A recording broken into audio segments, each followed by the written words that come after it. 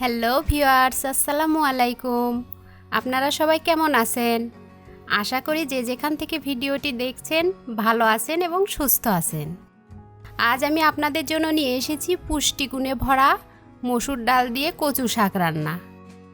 এখন আমি আপনাদের যেভাবে কচু শাক রান্না করে দেখাবো, সেখানে আমি কোনো ইলিশ মাছের মাথা, চিংড়ি মাছ কিংবা শুটকি ব্যবহার করব না, কিন্তু স্বাদ হবে ওই সব দিয়ে রান্না করার চেয়ে দ্বিগুণ।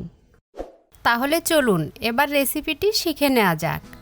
কচু শাক রান্নার জন্য প্রথমে চুলায় একটি হাঁড়ি বসিয়ে তাতে কচু শাকগুলো দিয়ে দেব। এই কচু শাকগুলো আমি পরিষ্কার করে ধুয়ে তারপর ছোট ছোট করে কেটে নিয়েছি। এখানে আমি কচু শাকের ডাঁটাটা সহই নিয়েছি, আপনারা চাইলে এখানে শুধু পাতাটাও ইউজ করতে পারেন। এবার এর ভেতর দেব 1 কাপ পরিষ্কার করে ধুয়ে রাখা মসুর ডাল। তারপর দেব 6 থেকে 7টা কাঁচামরিচ কুচি। এবার দেব একটি তেজপাতা এবং 1 কাপ পানি। পানিটা দিয়ে ঢাকনা দিয়ে ঢেকে মিডিয়াম হিটে কচু শাকটা এবং ডালটা সেদ্ধ করে নেব। আমার হাজবেন্ডের চাকরির সুবাদে আমাকে অনেক জায়গায় থাকতে হয়, আর আমি এভাবে কচু শাক রান্না করে অনেক জায়গার মানুষকেই খাইয়েছি। খাওয়ার পর তারা আমার কাছে রেসিপিটি শিখতে চায়। আর কচু শাক আমি কখনো বাজার থেকে কিনি না, বাড়ি থেকে কচু শাকটা বেশি করে নিয়ে এসে ধুয়ে সেদ্ধ করে ডিপ ফ্রিজে রেখে সংরক্ষণ করে খাই। যেদিন রান্না করব সেদিন ফ্রিজ থেকে বের করে ডালটা সেদ্ধ করে নিয়ে তার ভেতর কচু শাকটা দিয়ে রান্না করি। সেটার স্বাদ আমার কাছে অনেক বেশি ভালো লাগে। আপনারা নিশ্চয়ই খেয়াল করেছেন, আমি কিন্তু এই কথা বলার মাঝে 2-3 বার কচু শাকগুলো নেড়ে দিয়েছি। এবার কচু শাকটা সেদ্ধ হয়ে গেলে ডাল ঘুটনি দিয়ে খুব ভালো করে ঘুটে নেব। অনেক বাচ্চারা আছে যারা শাক সবজি খায় না, কিন্তু এভাবে কচু শাক রান্না করলে ছোট কিংবা বড় সবাই খুব পছন্দ করে। এখন আমি আলু ভেজে নেব। এই আলুর ভেতর দেব লবণ, হলুদ, মরিচ গুঁড়া, আদা রসুন বাটা, জিরা গুঁড়া এবং তেল। এখানে আমি 1 কাপ আলু নিয়েছি। এই আলুর জন্য আমি পরিমাণ মতো সব মশলাই দিয়ে দেব। এবার সব মশলাগুলো আলুর সঙ্গে খুব ভালো করে মিশিয়ে নেব। ভিউয়ার্স, ভিডিওটি ভালো লাগলে অবশ্যই একটি লাইক দেবেন, আর কোনো মতামত বা জিজ্ঞাসা থাকলে কমেন্ট বক্সে কমেন্ট করবেন। মশলাগুলো মেশানো হয়ে গেলে ঢাকনা দিয়ে ঢেকে মিডিয়াম হিটে আলুগুলো রান্না করব। এই আলুতে আমি কোনো পানি ব্যবহার করব না, তেলের ভেতরেই ব্রাউন কালার করে ভেজে নেব। কচু শাকে প্রচুর পরিমাণে ভিটামিন থাকায় রাতকানা রোগ, কোষ্ঠকাঠিন্য, হাড় শক্ত করতে, রক্তশূন্যতা কমাতে এবং বিভিন্ন রোগ প্রতিরোধ করতে সহায়তা করে। তাই আপনারা অবশ্যই বেশি বেশি কচু শাক খাবেন। দেখুন, আলুগুলোতে ব্রাউন একটা কালার চলে এসেছে। এগুলো এখন চুলা থেকে নামিয়ে সাইডে রেখে দেব। আলুগুলো ভাজার মাঝে আমার কচু শাকটাও ঘুটে নেওয়া কমপ্লিট। এখন এর ভেতর দেব পানি। এই পানিটা আপনারা যে যার পছন্দ অনুযায়ী দেবেন, আবার পানি নাও দিতে পারেন। আমার কাছে বেশি ভর্তার মতোটা ভালো লাগে না, এজন্য আমি পানি দিয়েছি। এবার পানিটা দিয়ে খুব ভালো করে নেড়ে দেব।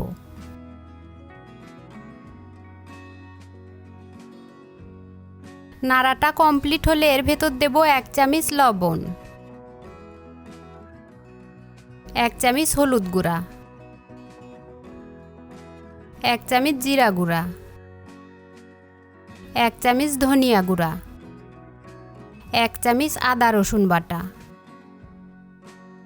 এবার সব মশলাগুলো একটু নেড়েচেড়ে মিশিয়ে দেব।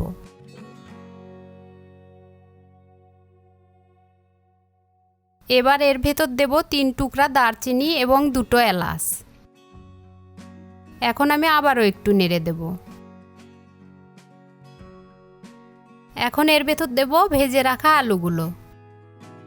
এই ফাঁকে আপনাদের কাছে ছোট্ট একটা রিকোয়েস্ট, যারা এখনও আমার চ্যানেলটি সাবস্ক্রাইব করেননি তারা প্লিজ সাবস্ক্রাইব করুন, আর যারা অলরেডি সাবস্ক্রাইব করেছেন তাদের অসংখ্য ধন্যবাদ। সব শেষে এখন আমি দেব 1 টেবিল চামচ তেল। তেলটা দেওয়ার পর আমি আবারও একটু নেড়ে দেব।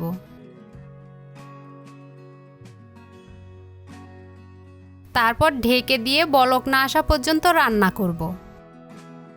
দেখুন আমার কচু শাকে কিন্তু অলরেডি অনেকক্ষণ আগেই বলক চলে এসেছে। এখন আমি এটা চুলা থেকে নামিয়ে রেখে দেব। এবার শুধু বাগার দেওয়ার পালা। এজন্য চুলায় একটি প্যান বসিয়ে তাতে পেঁয়াজ কুচি দেব। তারপর দেব তেল,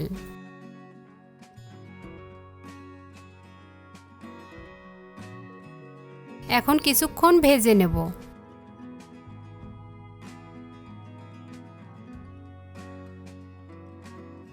তারপর দেব রসুন কুচি। রসুন কুচিটা দেওয়ার পর অনবরত নেড়েচেড়ে ব্রাউন কালার করে ভেজে নেব।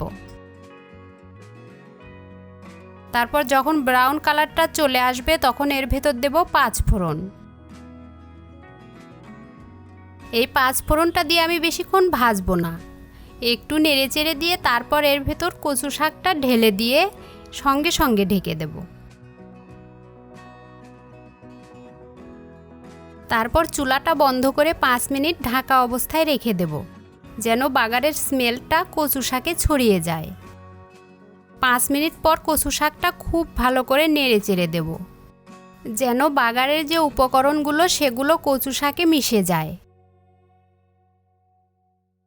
এবার গার্নিশিংয়ের জন্য একটি বাটিতে কচু শাকগুলো আমি তুলে নেব।